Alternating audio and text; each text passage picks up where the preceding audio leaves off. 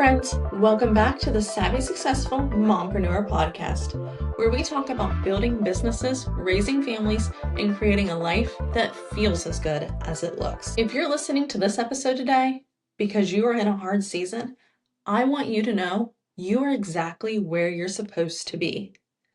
Not because this season is easy, not because you're thriving, not because everything is working, but because you're still here, you're still trying, you're still showing up, you're still caring. And that is what surviving looks like. Today, we're not talking about scaling. We're not talking about productivity hacks. We're not talking about growth strategies.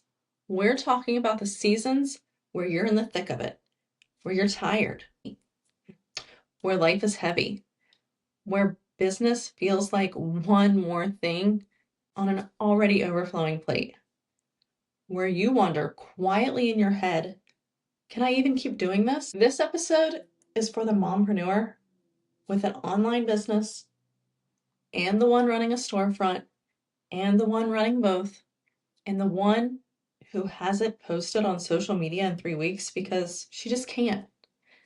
This is for the woman who's surviving. Let's talk about how to survive hard seasons without losing yourself, your business, and your mind. So what does a hard season actually look like?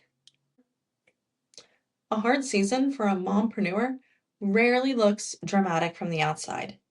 It looks like you still open the store, you still answer emails, you still make dinner, you still pick up the kids, you still post occasionally. But on the inside, you feel like you're walking through mud. Everything takes more energy. You're emotional, you're less patient, you're more overwhelmed by small things. You don't feel creative, you don't feel motivated, you feel behind. Hard seasons can be grief, burnout, financial stress, health issues, parenting challenges, business pressure, or just pure mental exhaustion. And the tricky part, no one around you may realize you're in one because you're still fully functioning. And functioning while drowning is something mompreneurs are very good at. We get praised for it. Wow, you do so much. I don't know how you do it all. You're amazing. But inside, we're thinking, I'm barely keeping my head above water. Here's the lie we start believing. I'm failing because I can't operate like I normally do. We compare our hard season output to our peak season capacity, and that's wildly unfair. In a normal season, you can batch content, launch new ideas, stay organized, feel creative, be patient, think clearly, make decisions confidently. In a hard season, you're proud of yourself for just answering an email. And if you feel guilty about that, listen carefully. You're not supposed to operate at peak capacity during survival mode. You're just supposed to survive. That's it. Not grow, not expand, not innovate, but survive. This is where many mompreneurs accidentally burn their business down because instead of adjusting expectations, they just keep pushing and pushing, like the little train that could. And pushing harder during a hard season leads to snapping at employees, resenting clients, hating content creation, questioning the business entirely, emotional decision making, when really what you needed was permission to slow down. If you have an online business, a hard season looks like, I'll just take a break from posting. If you have brick and mortar, you don't get that luxury. You just cannot not open the doors. You can't not serve customers. You can't not show up. And that can make the hard seasons feel suffocating. I've been there. Because you feel trapped by your own business. And then you feel guilty for feeling that way. But here's the truth.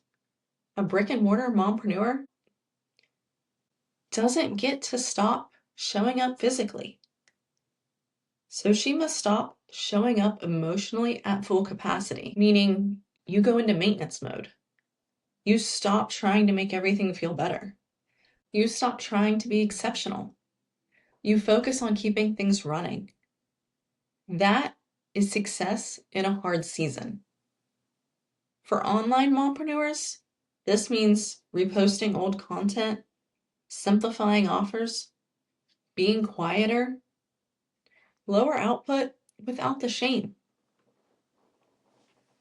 For storefront mompreneurs, this means delegating more, letting small things go, shortening your decision list, operating, not optimizing.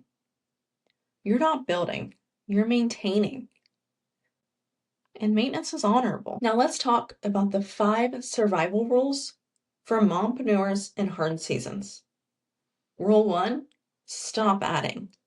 Start removing. Hard seasons are not the time to start anything new. They are time to ask, what can I remove? Extra products, extra projects, extra social media pressure, extra expectations, extra commitments.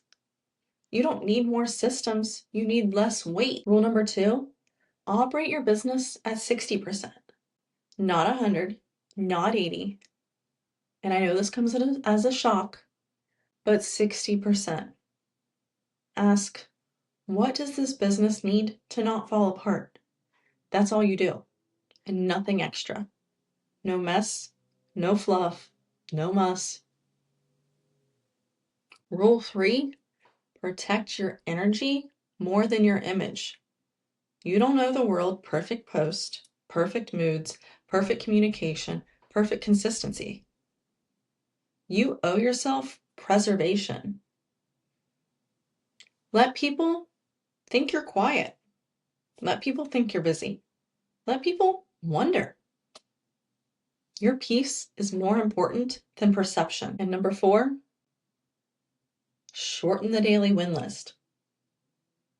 In normal seasons, you're celebrating big wins. In hard seasons, your win, it looks like I showed up. I fed my kids. I opened the doors. I answered that one email I was putting off. I didn't quit. That's enough. Rule 5, don't make big decisions here. Hard seasons, they lie to you. They make you think, I should quit. I should sell. Maybe we should pivot. Maybe I should shut down. No. You make survival decisions, not life decisions in this stage. You see, here's the beautiful part, no one talks about. Hard seasons build emotional endurance, perspective, leadership maturity, patience, compassion, quiet strength. You come out of hard seasons different. I know, I've been there. You come out less reactive, less dramatic, less worried about the small things. There was one shift, if it could go wrong, it went wrong. In fact, I can't even remember every single thing that went wrong. A bunch of little things, customer complaints, the roof started leaking. And just when I thought I had it all taken care of, which we was in the middle of a storm, keep in mind, but just when I thought I had it all taken care of, I was just about to walk out the door. An employee comes and gets me. You want to know what she said? You'll never guess. Savannah, the tree out front just fell on the road. The tree fell. Like, who had that on their bingo card for that day? And I wasn't reactive. I wasn't dramatic. To be honest, at that moment, it was the least of my concern. My response back to her was, of course it did. Just that. A little sarcastic, but that was all I said. I ran over to my grandmother's house and got the chainsaw. We got it taken care of. And now, 5 years later, it's just a story I tell. You stop chasing and you start grounding. And that version of you is a better business owner than the hustle version ever was. If you're in a hard season right now, hear me. You're not behind. You are surviving. And survival is a season, not a failure. You don't need to be inspired. You don't need to be inspiring. You don't need to be motivated. You don't need to be motivating. You don't need to be creative. You just need to breathe. You need to keep going gently. You need to give yourself grace. Your business, it's not asking you to be brilliant right now. It's just asking you to stay grounded. And staying is enough. I'm proud of you. And when this season lifts, and it will, you will be shocked, absolutely shocked at how strong you actually were through it. Until next time, keep showing up in the smallest ways.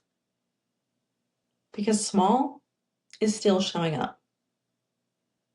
If this episode resonated with you, share it with a friend, tag it with a friend, rate me, leave a review. All of that helps me get one step further to helping you and helping other women like you. So do me a favor, hit the like, hit the subscribe, and I'll see you next time.